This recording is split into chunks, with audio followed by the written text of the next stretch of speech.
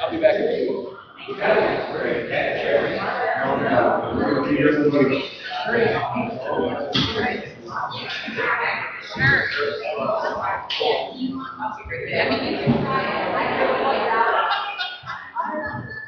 Everybody always wants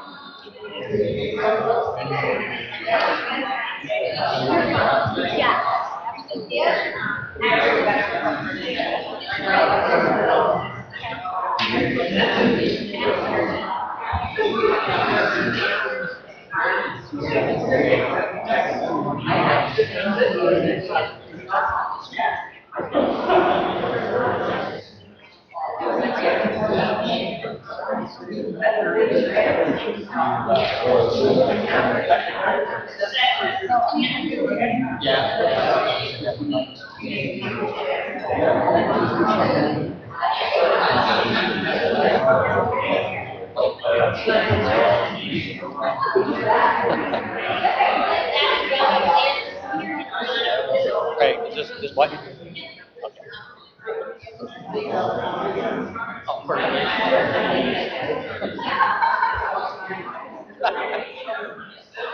Shows up there, not there. It shows up on the wall, they won't show up on the TV. I'm probably trying something on it.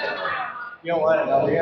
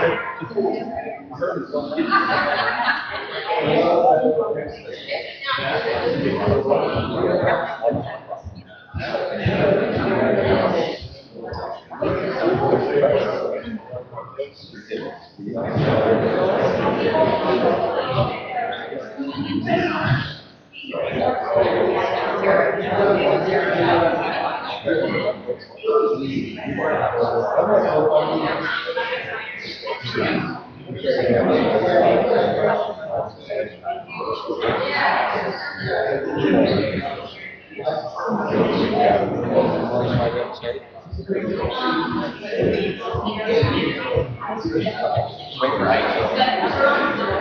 I'm sorry.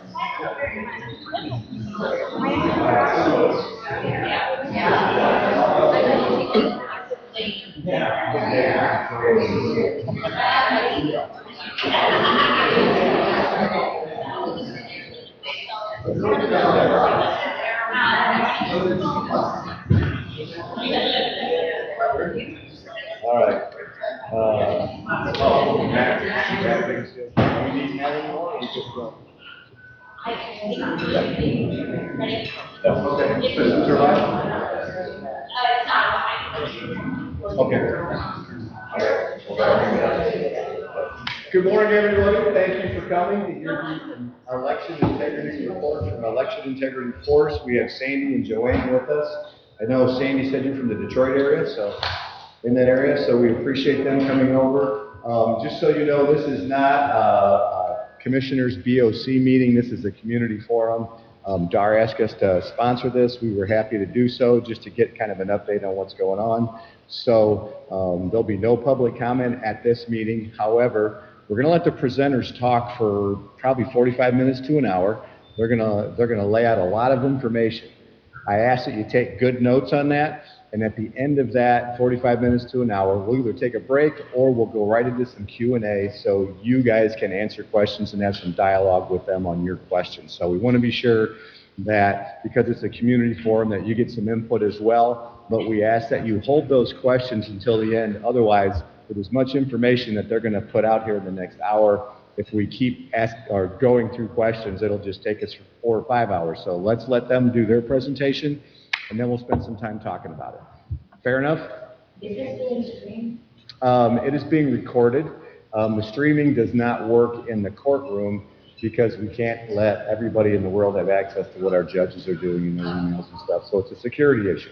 But there'll be a recording that'll be available online later on. So. Okay, that's great. Thank you. Absolutely.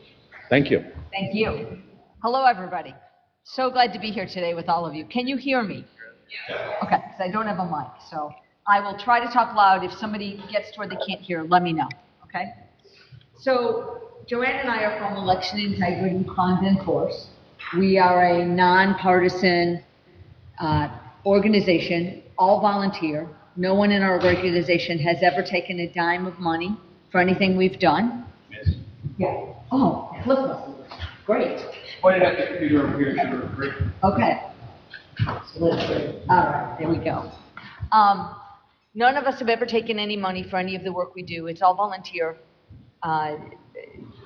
People join us for times and then move on or come back or whatever because, they have day jobs and lives that they have to handle. So everything is outside of their regular daytime jobs because we don't raise the money. Every dime we've ever raised goes straight into the effort. We basically buy data from the Secretary of State, analyze it, make it public, try to work with the clerks. So that's a little background on our organization. If you want more, you can go to electionintegrityforce.com. If you have a mic, could you use it? I don't have a mic. I will try to talk louder. Is that better? Yes. All right, I'm going to not have a voice by the end of the day, I guess. If you stand right in front of the podium. Yes. That mic is supposed to pick up. Does it pick up? Yes. Okay, then I will stand in front of the podium. I'm a kind of a walker around girl, but I can be in front of the podium. Okay, so a little bit of Joanne and my background. I'm an engineer with an MBA. Much of my work was done in quality work. I did my initial quality training under Dr. Deming, who's known as the father of quality. For those of you in the auto industry, you may know him. I've got a Six Sigma black belt, and no, that's not karate, but it's the same kind of idea, but it's for quality metrics. I'm trained in a number of other things like 5S and cross-domain analytical analysis and a whole bunch of quality type things. Joanne is a CPA with an MBA. She worked at Fortune 200 for her career and is a CPA certified accountant, and her background is all in numbers. So that's our backgrounds. And then, of course, on our team, we have all different ranges of experience. So first, I'm going to talk about the Michigan Qualified Voter File. Michigan is the second worst qualified voter file in the country. We are over-registered more than any of the other states except one. And I'm going to show you what that looks like here. I'd walk over to the chart, but then we'll lose the mic. So the yellow line is our citizens of voting age population. And you can see for years, the citizens of voting age population and the black line, the voting line, kind of ran pretty close together. They weren't extremely different from each other. And then we get to Jocelyn Benson coming into office, and we went into the ERIC system, which is a registration system that's supposed to help keep our qualified voter file accurate. And you can see what happened to our registered voters. We are registered at 108% of the citizens of voting age population. There's some people who are voting age that can't vote. For example, people with Alzheimer's.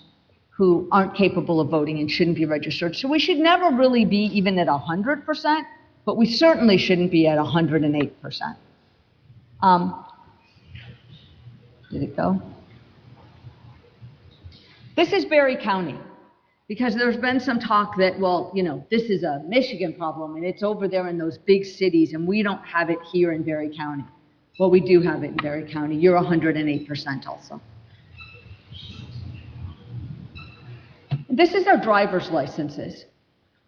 Citizens of voting age population, again, the registered voter and our driver's license. And you can see in 2020, we really spiked on driver's licenses. And remember that because I'm going to talk about that a little bit later in the presentation also and how that links in. Okay, so let's talk a little about registration issues that we found. So despite the fact that we have 108% of our citizens of voting age population registered to vote in our state, we're still running a bunch of campaigns with Rock the Vote and Promote the Vote and Michigan Vote Matters. And we even, this last election in 2024, had challenges going on in the college campuses to get people registered to vote. Some of these people have been given access to data and can get into the database and drive registrations. And just to be clear, we're not saying that anybody who has the legal right to vote shouldn't be registered. We're just saying that we shouldn't have a bunch of people registered to vote who are errant registrations. Okay, so you guys may have heard of the GBI strategy issue that went on in 2020. In 2020, we had GBI strategies come into our state, and they were registering voters. They were paid by a PAC, and they were somewhere between $5 and $11 million was given that to them to register people to vote. In Muskegon, the clerk noticed that their population wasn't really changing, but yet they were seeing all of these registrations come in, and it didn't make sense. And we found that the people being paid were being paid $1,150 a week. They were given cars, they were given charge cards, and they weren't doing anything to verify whether or not these registrations were legitimate or not. And we saw huge registrations coming into the state. This was investigated. It was turned over to the police. It was turned over to Jocelyn Benson and Dana Nessel and the FBI. And when they came to come into our state and do investigation, they were told, stand down. You can't come into our state and do the investigation. And so it was never fully investigated at that time. Later, it was investigated, and they found all kinds of things. They found burner phones, they found prepaid cards, they found tracking of vans around the state. They found this in more than just Michigan, and it was, oh, what happened? There we go. It was turned over again to the FBI. As a matter of fact, our Michigan legislature people for the Election Integrity Committee in Lansing went to DC to meet with the Department of Justice because the statute of limitations was running out on this, and they chose not to take the case further. That doesn't in any way mean that there wasn't a lot of data here, because there was, and I don't know if it will come back up or not, but people were doing things that shouldn't have been being done and creating errant registrations. Okay, the ERIC issue. We talked about the registration issue that Jocelyn Benson put us into. ERIC is supposed to be cleaning our voter rolls. The idea was that, you know, there's people who move across states, et cetera. It should take people out. But it seems from the data, they only put people in. Since 2020, there were 32 states that were in ERIC. A number of states have found a number of problems with ERIC and have pulled out. We are now down to 25 states that are currently using ERIC. And what I would tell you is that they're not cross-searching, and I would just speak on that on my behalf because I'm still getting registrations and things from the Election Bureau in states I don't happen to live in anymore. And the other thing I would add on ERIC is that we're giving ERIC a whole bunch of information, private information from our voter rolls. But when the Department of Justice asked our Secretary of State and our our DOJ to give them information on the voter rolls. They said that they had to protect the sanctity of the vote and they couldn't give the information. Yet they're giving it to a non-government organization that's funded by PAC money. And so how that to me just doesn't make sense. Okay. Like I said, Eric has problems in other states. This is Colorado. They had 30,000 registered voters that shouldn't have been registered in Colorado. So it's not just a Michigan issue. So Eric's efforts in Michigan specifically, we had mailings go out to 700,000 people in the state of Michigan saying that they weren't registered to vote and that they could register. And then our Secretary of State decided that even if they didn't respond, they were going to be registered. Why does that matter? Because we even had a dog get applications to register. Not even a live dog, a dead dog. And the owner's response was precious. He said, you know, my dog is deceased and my dog shouldn't be allowed to vote. But these are the kinds of things that we're finding in the data. And obviously I could have given you a bunch of examples, but this is the one that we chose to put up here. Okay, where'd we go? Okay, registration issues with the Department of Motor Vehicles. So in Michigan, we've made it so that if you go in and interface with the Secretary of State's office through the DMV, you automatically get registered to vote. Sounds like a good idea, but then we end up with things like Jonathan, John, and JD all registered at the same address with the same birth date. So we know that we have those kinds of problems from this. You used to go into the DMV and fill out a form, and your form would, then be used by the clerk. You would get your driver's license, and then you would choose whether or not you wanted to be registered to vote. But over a time period, the Secretary of State has changed that process. They've gone to where you automatically get registered to vote unless you deselect out. There's no form anymore. So there's no form that's asking about citizenship. If we have non-citizens getting driver's license, which is allowed in our state, are they really going to answer to someone at the Secretary of State's office and say, no, I'm an illegal person here, and fill out that they're not a citizen? The Secretary of State has told the clerks, when you get a registration from the DMV, don't verify it. Your job is not to check if that's a legitimate voter. Your job is to merely make sure that they are in the registered voter file. And so because we don't have the form, we're not signing for whether or not you're a citizen or whether or not you're able to vote. We create a situation where you can't even hold someone accountable because you have this going on.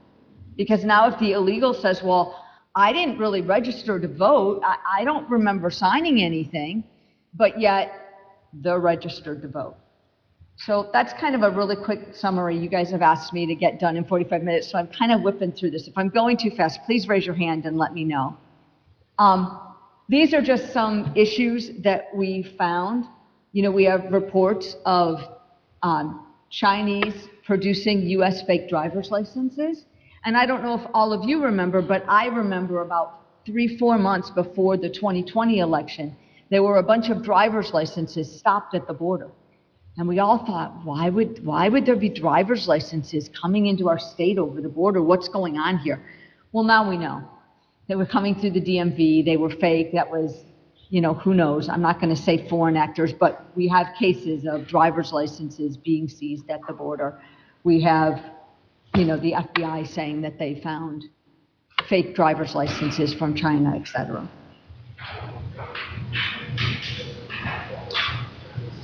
Okay, so to summarize this up, are the illegals going to say, yes, I'm an illegal, please register me as an illegal when they're at a state office?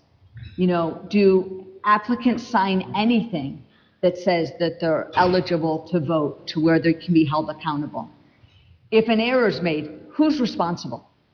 who should be the person? You know, the clerk is responsible for the qualified voter file, but now we just took the responsibility out of their hands. So who ultimately owns this? You know, in the auto industry where I grew up and all that quality stuff I did, you always had one person who had to be responsible for things so that you could hold accountability. We've created a process where there really isn't accountability. Who, you know, what happens when an illegal votes? What happens when this happens? What happens when an error registration gets into the system? What happens when John gets registered at John, Jonathan, JD, you know, Johnny? There, you know, what's the cleanup process here? Because remember, we took the clerks out of it, even though by the law, it's their responsibility to do that. And why does it matter? Well, in the 2024 election, we had Hosing Gao, and I'm probably totally killing his name, but he voted. He was a University of Michigan student, had a Florida driver's license. He voted. He reported that he voted and shouldn't have, but they couldn't pull his ballot back out, so his ballot just counted. He never got prosecuted. He left and went back to China. So how many other of these cases do we have going on around the state, around the country, you know? And do the procedures have this built in everywhere that we can create these errors? We also have examples of driver's license issues. In our small team of people who work on election integrity, we have had 3 issues. There's about 8.3 million voters in the state. If we and our small team had 3, how many are there in the state? So we had driver's licenses. Someone applied for a commercial driver's license. The driver's license showed up at their house with the wrong address. Driver's licenses are not things that should be able to be forwarded, but yet the driver's license showed up at their house with the wrong address, and then their voter registration changed to the new address, and that showed up at their original address. We also had a person who's been married for years get a new identification card, and it showed up with her maiden name signature and her maiden name, and she'd been married like 15 years. So we have all kinds of issues going on, a lot of quality issues that are happening in our system. We don't know the full magnitude because these are 3 we found out about because they were people who work with us. But how many are there of these in the 8.5 million registrations? Okay, we've also recently found that we have people registered to vote who are non-citizens. It was announced in Macomb. Again, we don't know how much of this is all over our state. We were able to find it because they had refused to do jury duty because they weren't citizens, but yet they were voting. And we're trying to do some research on this now, but we don't have any more data on that. I don't know, Joanne, if you have anything to add to that. We've been trying to FOIA information. Macomb County has given us what they can, but it's really, they're limited in what they can release because it does have to do with jury pool information. So. And I will say that Macomb County is not the only county that we are aware of people who have been non-citizens who have been registered to vote are showing on the jury pools. In addition to Macomb, we have actually had a clerk tell us about another instance in another county, and we're actually following up on 2 others.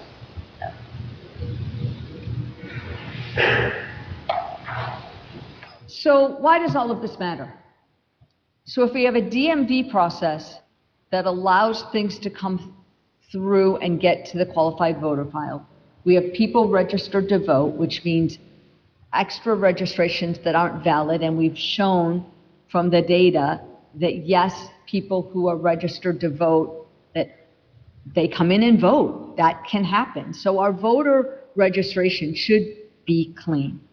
We know from data and the fact that the DMVs around the country all went down together about a year ago, that all of the DMVs throughout the country are connected, because when the system went down, it shut everything down. And we know that the clerks are doing their best to try to keep the voter registration clean. This is not an insult of the clerks in any way. We try to work with them as much as possible. You know, the stuff is being loaded in behind the scenes from them. They take people out. They run the database against the DMV records, and it reloads people back in, and they're finding it. And so we know that this is much more systemic than just what the clerk can do at their level. We've got a DMV accuracy problem. We've got a cross-state accuracy problem. We've got a QVF accuracy problem. We have more people registered to vote. And the reason we're talking to all of you is that we need everybody to engage on this, because this kind of quality level isn't okay. We have elections that are won by 1 vote, 2 votes, and we need to clean this up to get a better outcome. So, you know, like I said, we need all of you to participate. Then irregularities that we have found in the qualified voter file where we have notified the clerks. So, we estimate about 20% of Michigan's registration in the qualified voter file have a problem. Some of those are errant registrations of people who have passed away, registrations from past addresses, registrations from incomplete addresses, apartment numbers missing, people have moved, people have been moved over to the cancellation list, they're still getting absentee ballots.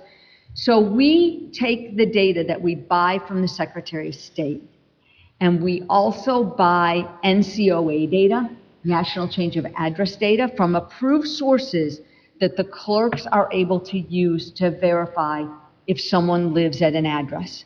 And then we go through and we analyze that data, and we send the data to the clerks.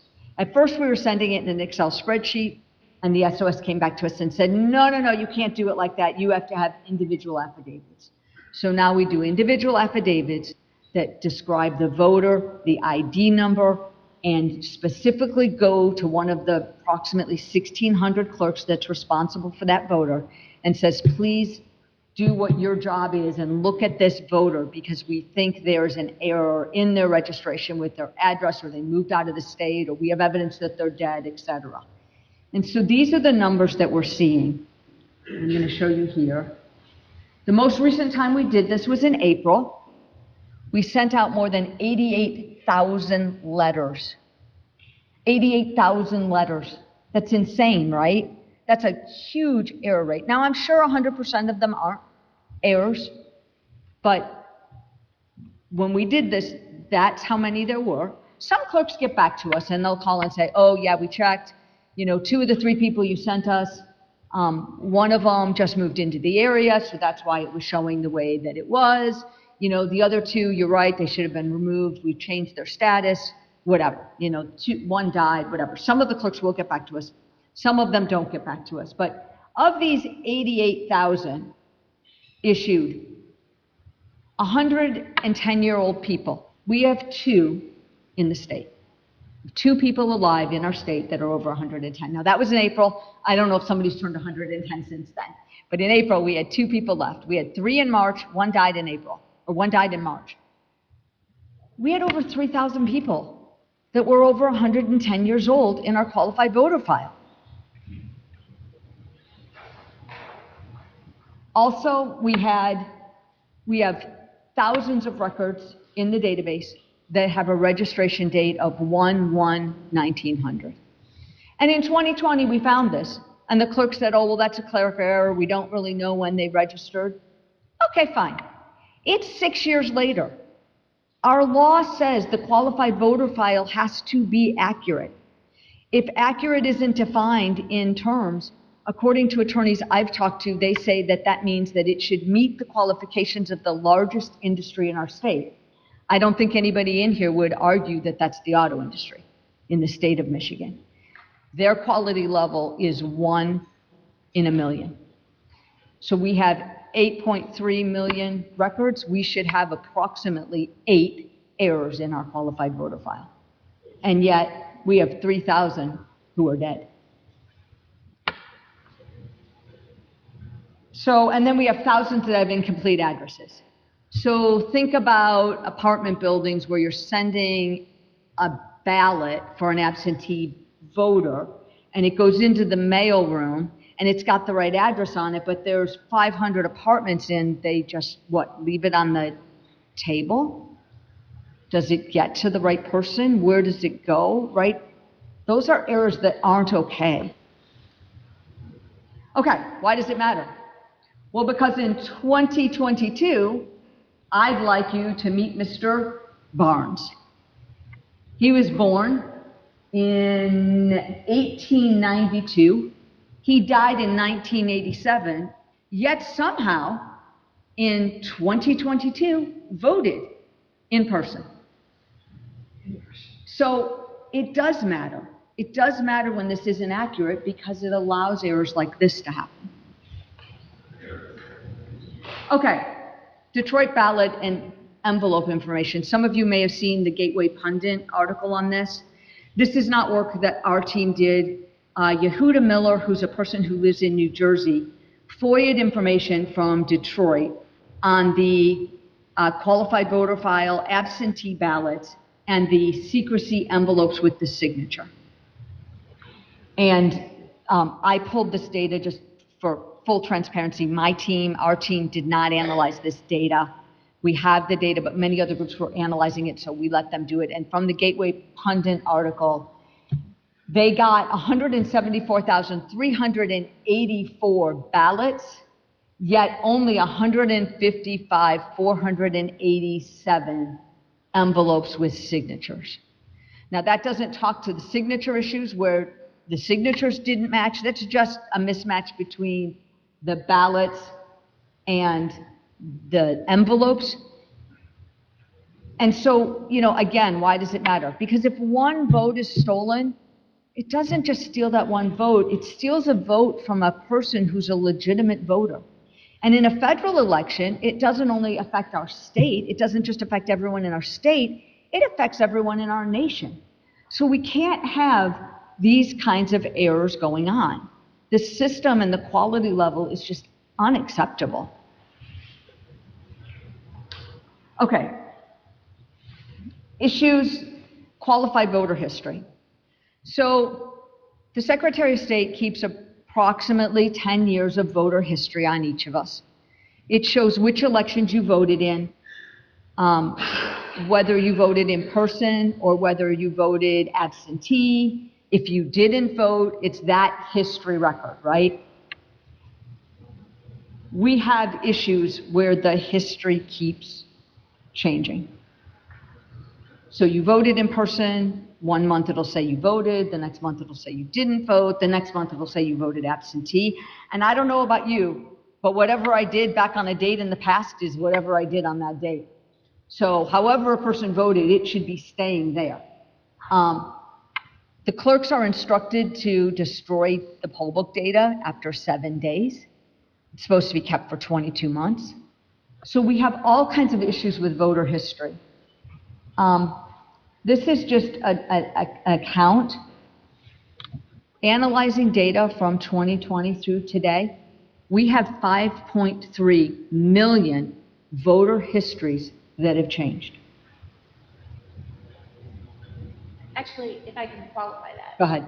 We have 5.3 million voter histories that have been altered that we can point to as felonies. Yes. We have a lot more that have changed, but some of them we can't point to as felonies. And for each of those felonies, it's a 14-year sentence.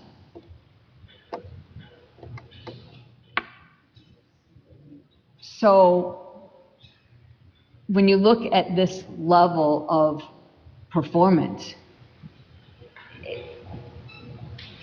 we have duplicate registrations, we have duplicate history records that eclipse 30,000.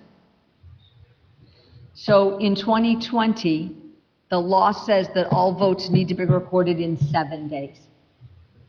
In 2020, we were still recording votes 22 months later. We're going to talk about that here. Okay, the recount. So for those of you not familiar, EIF raised the money. We had a donor come in and give us money to do the largest partial recount that had been done in about 50 years here in the state. We did not do that recount to overturn the election. As I said, Joanne's from a Fortune 200. I worked in the auto industry. You know, whenever you do anything in those industries, you evaluate what you did. You do lessons learned. You say what went well, what didn't go so well, what do we need to improve? How do we implement irreversible corrective action? Does everybody know what that means, irreversible corrective action? That's like, for those of you that are older, you'll remember when you were younger, you could take your plug in your wall and you could stick it in either way, which meant the ground wasn't always on the right side. And now you have the plug that goes into your wall and one side is bigger than the other, so you can't put it in the opposite direction. That's an irreversible corrective action. You can never do it wrong again in the future because it's been fixed so that it can't happen. So we did the recount in 2022, not to overturn the results, but to understand the quality level, to learn, to be able to provide data, to be able to get investigations started so that we could understand what was happening and we could get some of the things that we were finding fixed and improved.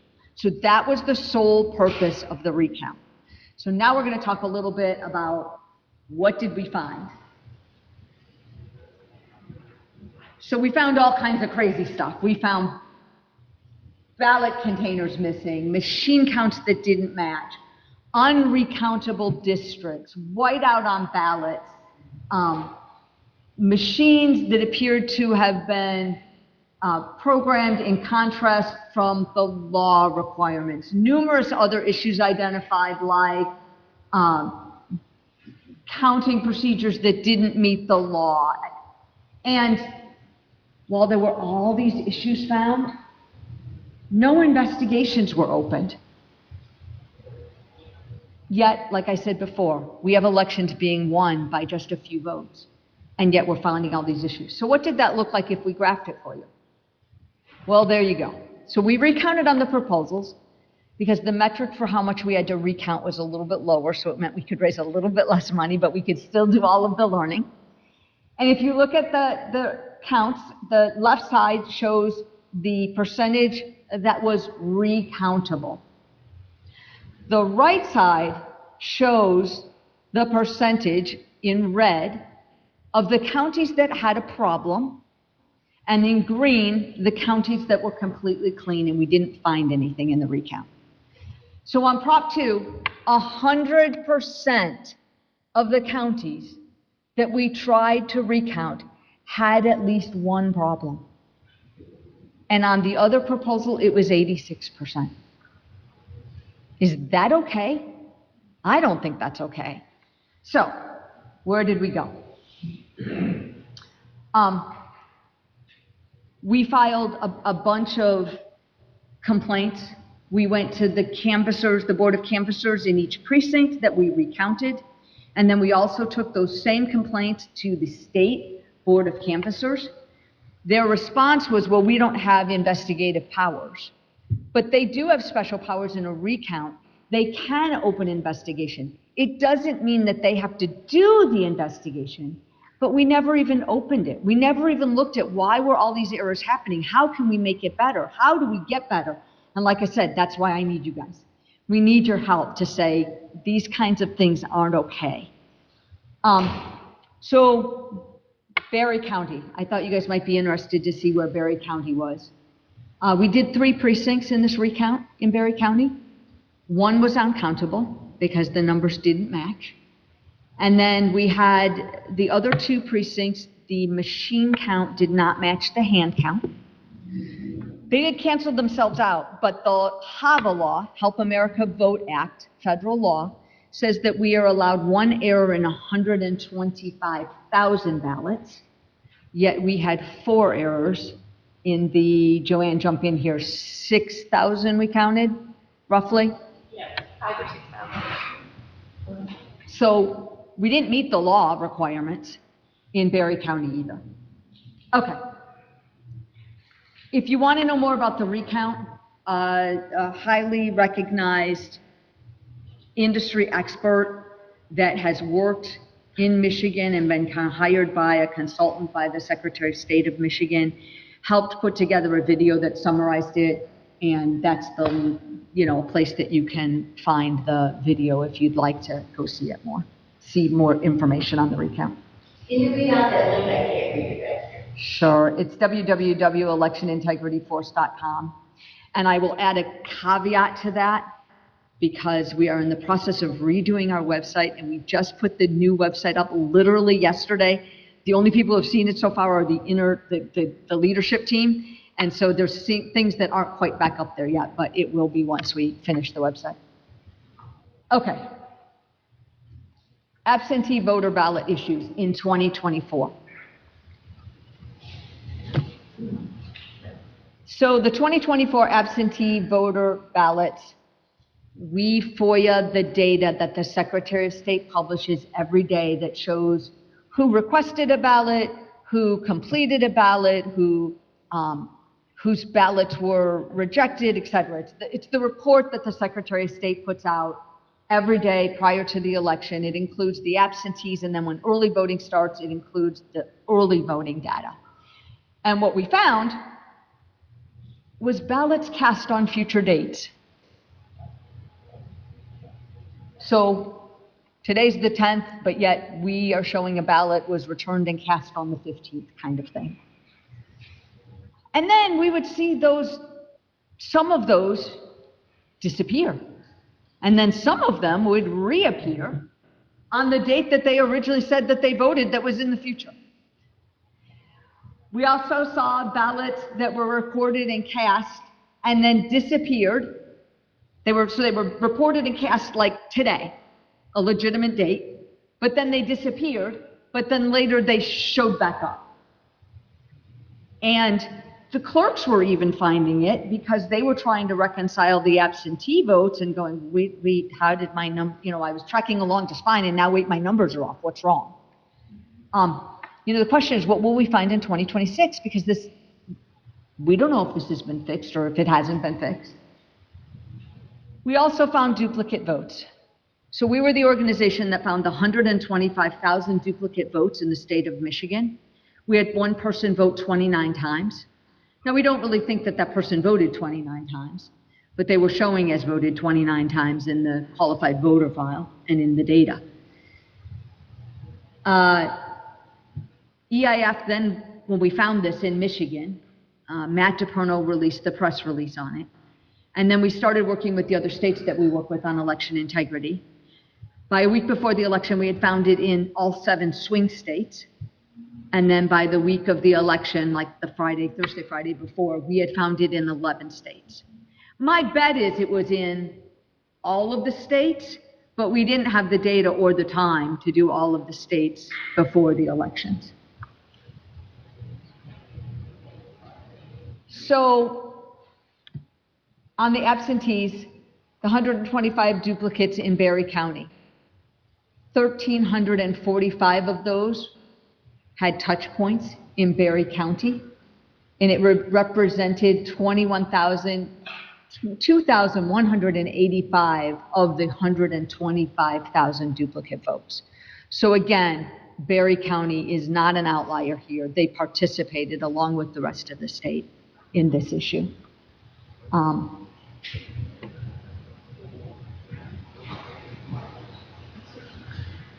So, was this just a case of vote early and vote often?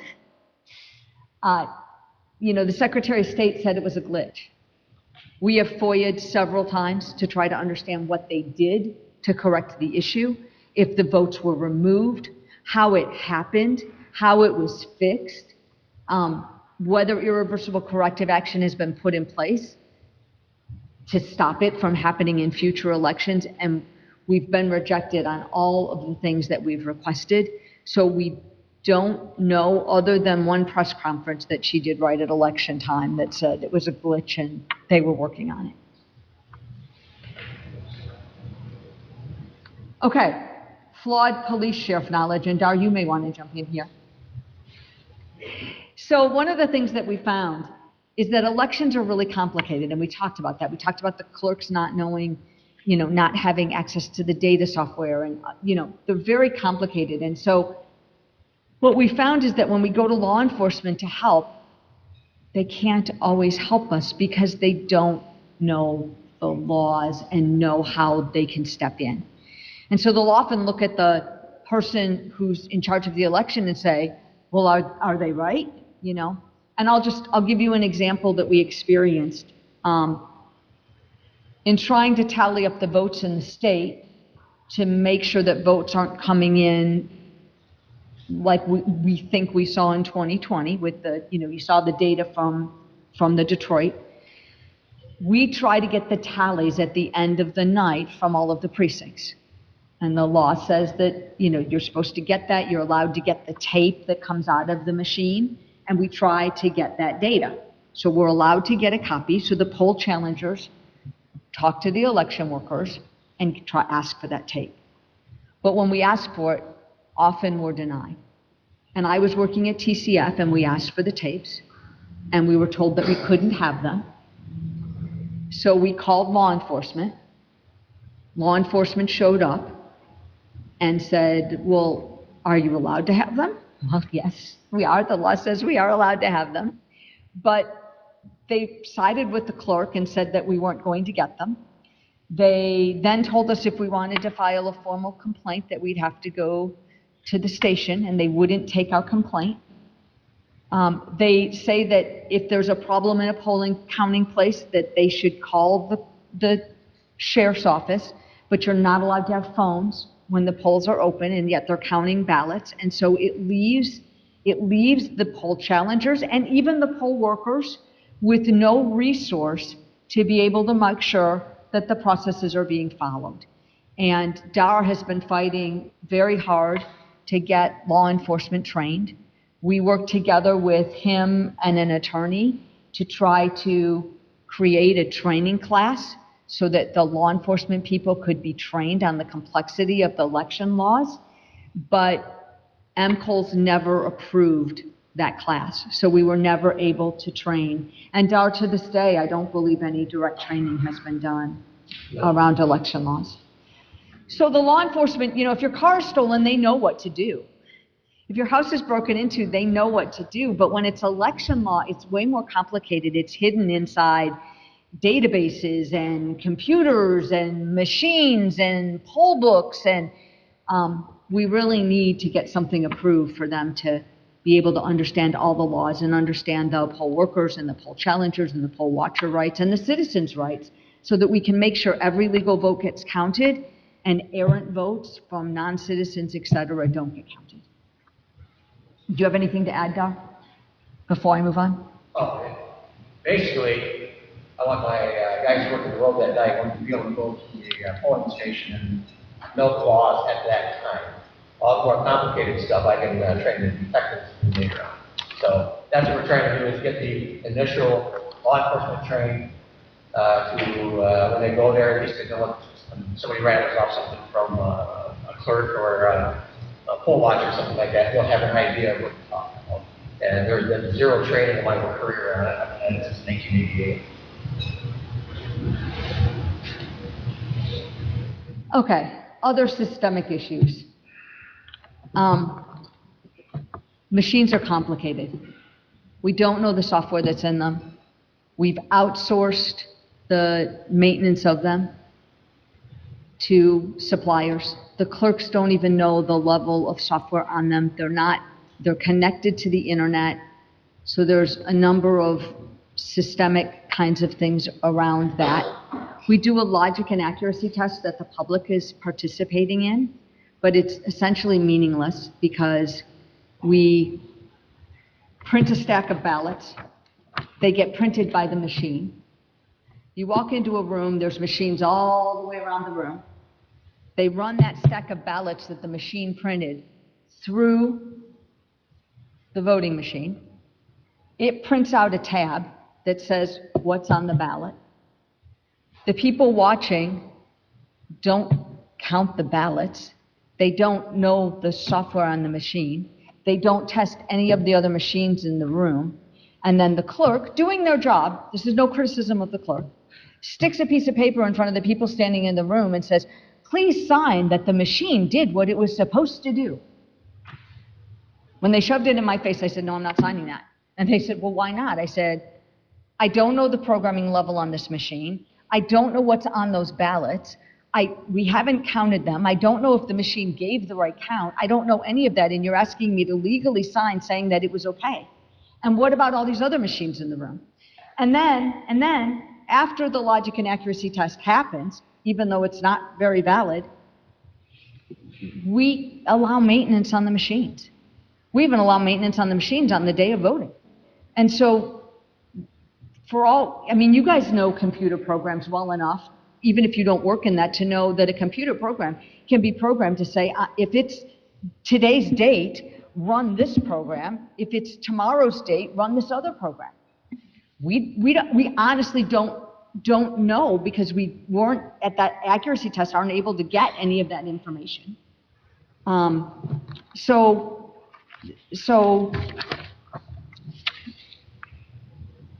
it creates questions in the community where people don't know whether to trust the election or not. And so we keep trying to change that, clean it up, make it better. Joanne, what other issues am I forgetting? Because that's too small for me to read. Here's my thing. The clerks, like I said, don't have an understanding of the technology. The records aren't maintained for the required retention, timing, the 22 months. We have multiple elections in the state several times a year, which is costing us millions of dollars. Other states have gone to where in the off years, they're not having any elections, and in the on years, they're just doing their primary and their general election. So it's saving the state money.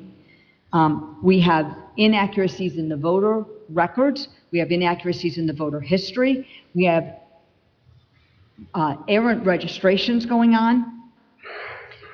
We have different voting opportunities in different parts of our state. How many of you here knew that places like Wayne County had more than 9 days to vote ahead of the election? Yeah. So why did you guys only get 9 days before the election to early vote, but Wayne County got more? We chose. We chose. To only have the 9 days? But that doesn't make it fair to all of your citizens, even if you chose to do that, right? So, Wayne County, they were given like 15 days or 20 days to vote? It was at least a week. Yeah. So what I leave you with is that this was what the records of your bank account look like. Would you accept it? If when you turned on your faucet at home, it had this type of error in whether or not water came out, would you accept it? If your power had this type of reliability, would that be okay? And if the answer to those is no, then why do we accept it with our election data? It's one of the most important things for us as a country. It's the foundation of our republic, and we have to protect it. We have to protect it. And the only way to do that is for everybody to be involved and pay attention.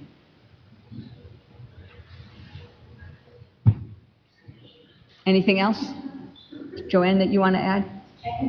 Yeah. And then these are just things that, we think everybody can do. Support investigations. Support that we find why these errors are happening, and we support putting in irreversible corrective actions to fix them. Make all the election data transparent. Make the signature verification process transparent. So it used to be that poll challengers could challenge the validity of a ballot based on a signature in the counting area. But now we've taken that all offline. It's being done in the clerk's office by the clerk people with no oversight whatsoever.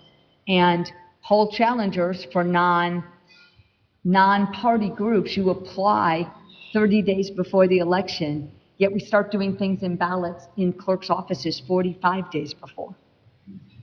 So We need to question everything. We need to hold people accountable, and we need to make the improvements that need to happen.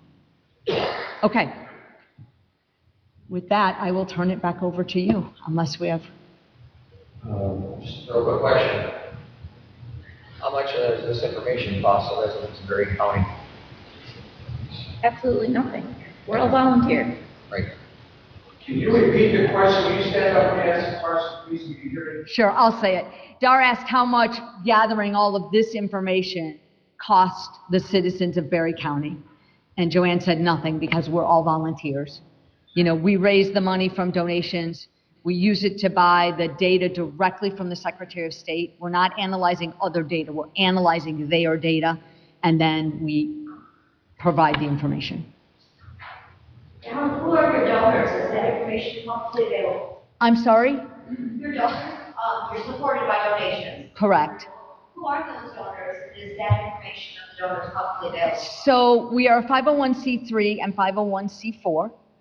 So the 3 is for tax requirements. So those are publicly available. We file the required tax paper every year. You know, I could stand up here. There's really only been a few donors who have given us what I would call substantial money, like $2,000. And most of them are citizens. The America Project has supported us quite a bit. Stephanie Lambert has supported us with legal advice and services. We haven't really filed any lawsuits with her, but she has provided us information on, you know, clarification on the law, that kind of stuff. Does that help? But you could go pull the tax reports and, yeah. Okay, I have a question. If a citizen of the United States of America or someone living in the United States interferes with the election, it is a crime, that is my understanding. Correct. If a foreign entity in another country interferes with our election, it is not even a crime in the United States. That person cannot be prosecuted. Is that accurate?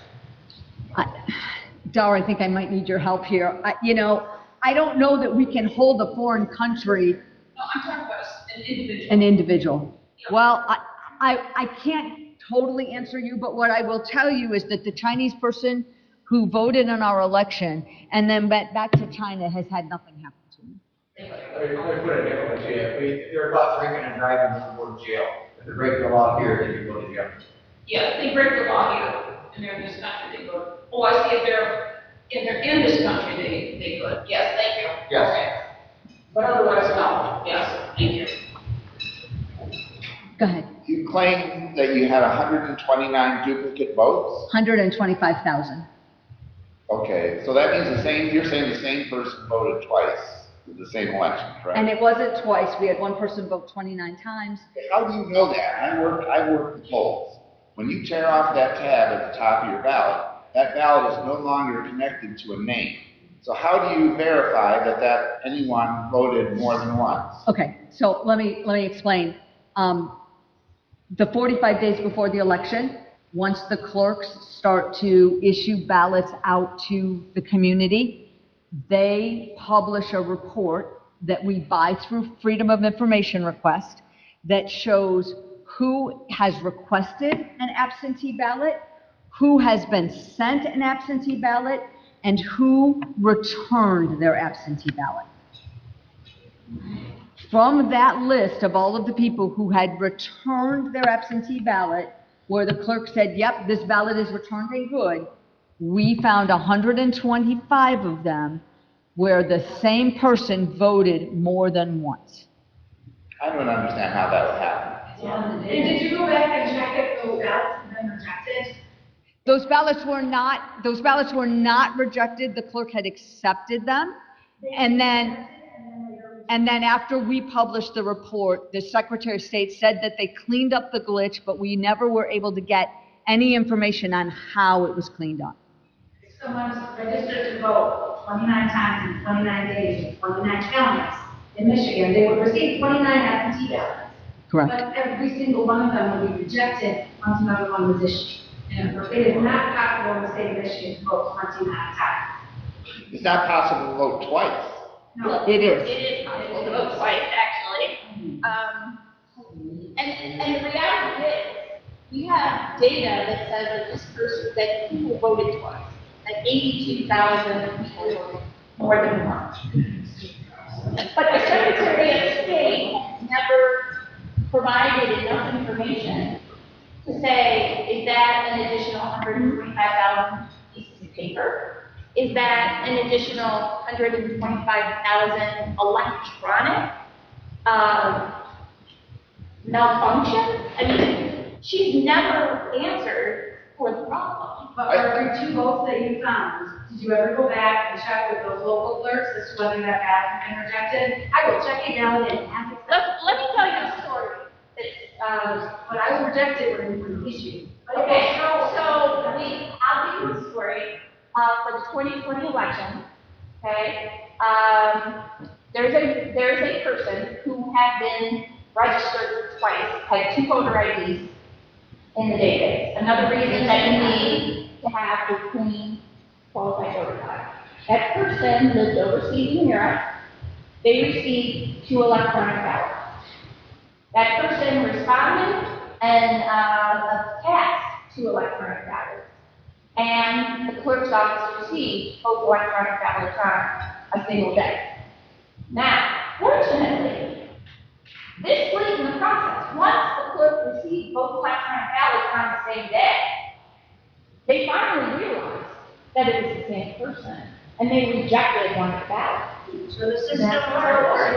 Okay, so how do you think the system works?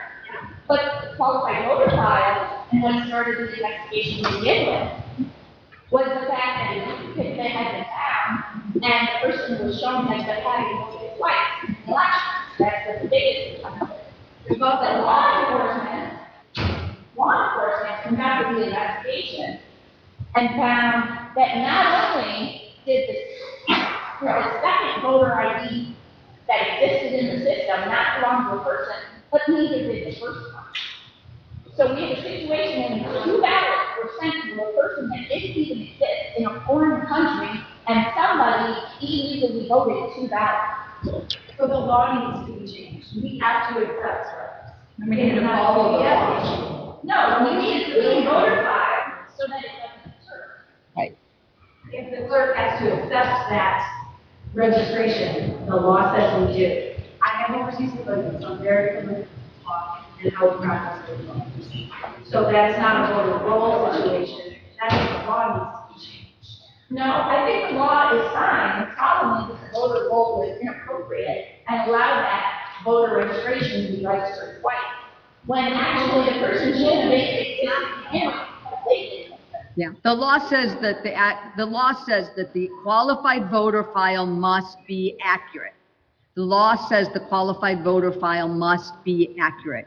Our qualified voter file is not accurate. It is far from accurate. Go ahead.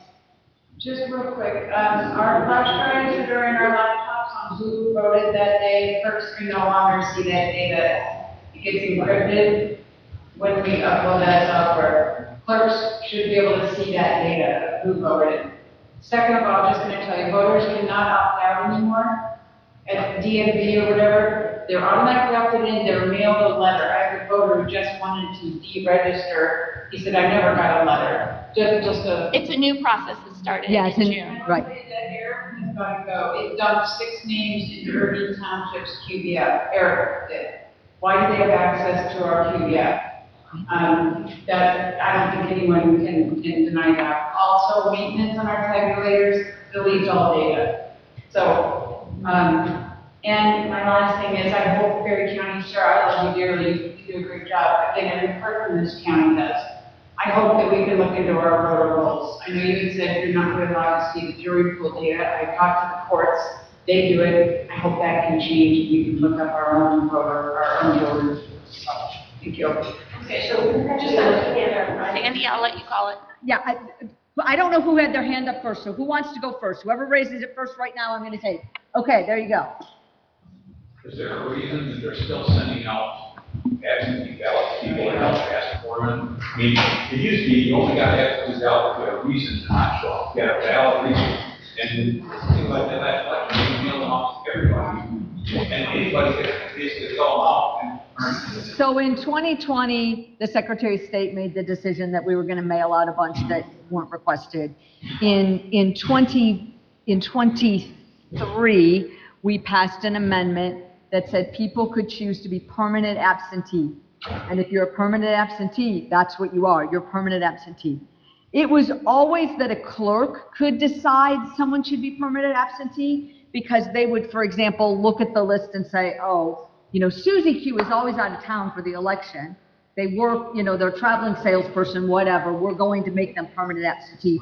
But the constitutional amendment made it that people can be permanent absentee, and they may not remember that they even did that. We see that as a big problem because, you know, they're registering people, for example, at a college as permanent absentee, and most people in college move every year, and then when they graduate, they move someplace else, and they, you know, they may keep getting a permanent ballot sent to them. The reason I asked, it was a friend of mine, so voted, I had voted in person every night since I've been old enough to vote. Yeah. And when I was at Pine Lake, I was usually one of the very first ones at the door ready to vote. But a friend of mine showed up to vote, and they looked at the vote and said, "You've already voted absentee." He said, "Yes, you did. You can't vote." So some of these absentee votes are being voted by people that they're filling them out illegal. That's not, no. No, I know. People forget they get to vote, they vote when they first get their absentee ballot, they mail it in, and then they forget that they voted, they come to the polls, and If your friend goes to you the don't clerk's, need to sign up to vote, to work the polls, that's what you need to do. if your friend goes to the clerk's office, he can ask to be removed from the permanent AD list, and that's what I would suggest. You're making a lot of accusations and discussions. Everything that you talk about today available to the public on your website. All the data that you are claiming, second, and make a comment. When did all of this talk about election fraud start? After President Trump lost the 2020 election and instigated a revolution. So I can't talk about when it started. I can talk about when it started for me. As I said, I'm an engineer. I've got a huge background in quality. Yes, the data is, we have published articles. We have done this kind of presentation. Dar has a copy of it. Yes, Dar has a copy of it. So it's been sent to the DOJ. It's absolutely available. So to your comment about when did this start, I can only answer for myself. I'm an engineer. I have a big background in quality. I stayed up the whole night of the election in 2020, and I watched John James race. We were down to 5% left of John James's area to count in Detroit, just Detroit, and he was winning by 60,000 votes, and he lost that election. And 5% of Detroit is not 60,000 votes, and yet he lost that election. So that's when I got involved, because those numbers didn't make sense to me. As an engineer, that math didn't math, and that's how I got involved. Mostly, Stan, you started out saying you're not partisan. You're getting a little away from it. But a question. This is just data, guys. This is just data. I attend every one of my townships accuracy tests. We check every machine, the early voting, the AV board, machine. So what do you want to change about it? So, and maybe yours is different than mine. When I have attended at various ones in Oakland County, they don't check every machine. They check one with the public there. I'll invite you to the very township. They can't tell us what level of software is on the machines.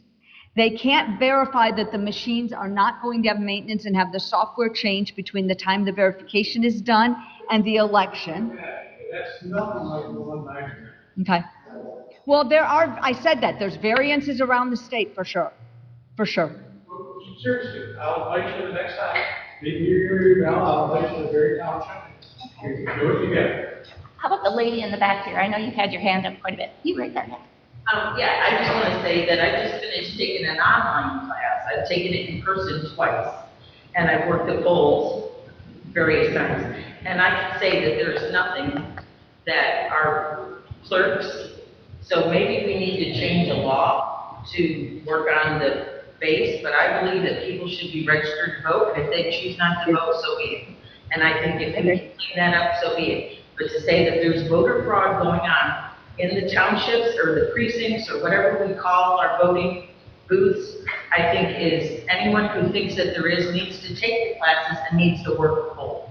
Absolutely, and we are offering classes for poll challengers. I believe they start the 22nd. Yeah, that's even better if they can work. Yes, and we do actually sponsor signups for people to work the polls too. Like I said, we try to work with the clerks. I have been a challenger at the poll. I have not worked the poll. Yeah. You need to work the polls before you come and do this presentation. This is just data, guys. It's all data. No, you're not understanding. Go work the polls. I'm the county clerk. Can I speak? I'm sorry, Ken. Yes. Yes, absolutely. So on behalf of my few clerks that are left here, I just find it very odd that you allege that we have 21 cases with the AVs in Berry County. Have you contacted myself? Have you contacted our locals to let us know this happened? Very insulting. We published it through a news article with but all of the data at did the you- election time. Did you send it to any of us? Because I find it no, I'm sorry, but I find it very insulting that you come and you too, Sheriff, that you send this to us last night at 9 o'clock. We don't have any way to look at this information. Those ladies have never heard that information. I haven't either as the county clerk. And I find it a disservice to us. We do find that we are being attacked. The voter registrations happen at the state DMV. It's not anything that falls on them. I agree. It's not anything that falls on We me. agree. We Okay? absolutely agree with you. Okay. We are not to be clear, we are not in any way accusing the clerks of anything here. That's why we've been sending the 1,600. That's why we've been sending the errors like the 88,000 directly to the clerks. Sure. We've tried to work with them, But we when have you have reached tried. out to us, any of us here? So we have a boots on the ground program that tries to work with the clerks. Honestly, our biggest problem with that is we don't have enough volunteers. We're a very small team, and we're trying to work with 1,600 clerks. Right. So we But this have is the- sent the individual letters. But this is the first interaction we've had with you. I was taken back by the 21 cases. We've never heard of this.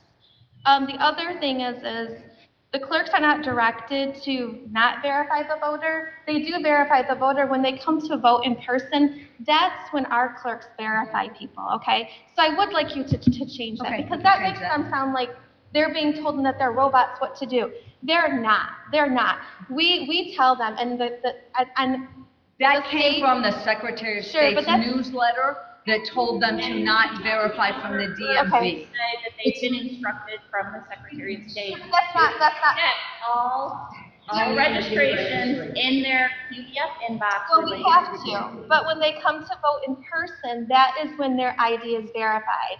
So I would ask that you do correct that, because it makes them look like they're robots and they're just taking in their sheep, and they're not. They do a great job, We'll okay? clarify that that's when the DMV sends the record. Okay, thank That you. would help. And then, as far as verifying, can I ask you a question? Absolutely. For absentee ballots, where you don't see a driver's license, Mhm. how do you verify those votes? Well, that's in the QBF voter file. They have to verify their signature to the envelope. I will tell you, my daughter a few years ago in 2024 was up at Central Michigan University. My local clerk rejected my daughter's AV application because her signature did not match, okay? Our clerks do this. My own daughter, and she's known my daughter. My daughter has went since she was born to the polls. Anita knew her. Anita called me and emailed me and said, "Hey, Sarah, Emma's getting an email from me. She needs to cure her signature." So that is something that I know our local clerks do. It happened to my own child, which I was very proud of my clerk. My daughter was like, "Oh my gosh, she did what she was supposed to, Mom." Right. Okay, but there are some success stories.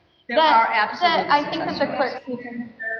Because if we receive a mail-in registration Yep. or something from someone that doesn't have a driver's license, we are required to have the last 4 digits of their social security number. Yep. They are entered into QVF. We are required to wait 24 hours for that to a federal ID date. Now granted, I don't understand that fully as to what it goes to, but it's the Federal Health America Vote Act, it's a federal law. HAVA law. That person has to be confirmed at the federal level as a legitimate citizen, so we are allowed to issue an MSDL. Okay. If they have not been verified at the Secretary of State, or yes, they self-attest, and they are asked, they have to verify and sign that they are a citizen of the United States. So if they lie, they're committing a crime. They are. So we don't just issue MSDL to people that register with no citizenship, even if they don't have driver's license. That's good to hear. Thank you for doing that. Oh, he has a question back there.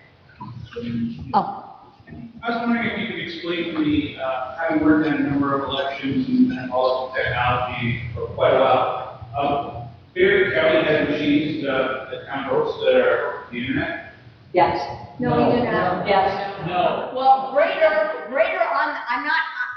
it's not from me. Brader on the stand in a trial just a few weeks ago admitted that the voting machines were connected to the internet in 2020. So I'm just quoting from his testimony. That's 6 years ago. Okay. The only time that machines are connected to the internet is at the end of the night when we transmit No, they're never connected to the internet. I know what I was. In Berry County? No, but we transmit the results to the clerk, the county clerk, and that's the only time they're No, connected. we do not. But I have a question, I looked at the slide. And that is, just so you guys know, that's literally from Brader's testimony in a trial under oath.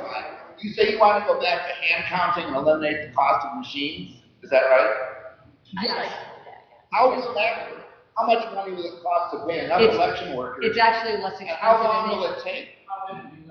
it's actually less expensive in the analysis that we've done. Is it- And Cause of America did the analysis, and I'm sure we can get How all long of will those. it take to get election results if we go back to hand The counting? places that have been doing it in less than 24 hours. A million votes.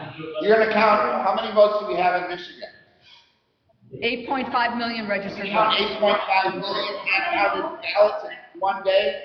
It takes California like weeks. They don't count them by hand, but they're, taking in all the absentee. You're telling me you can count, all those, you can count how many ballots? did you say? 8.5 million ballots by hand in one day?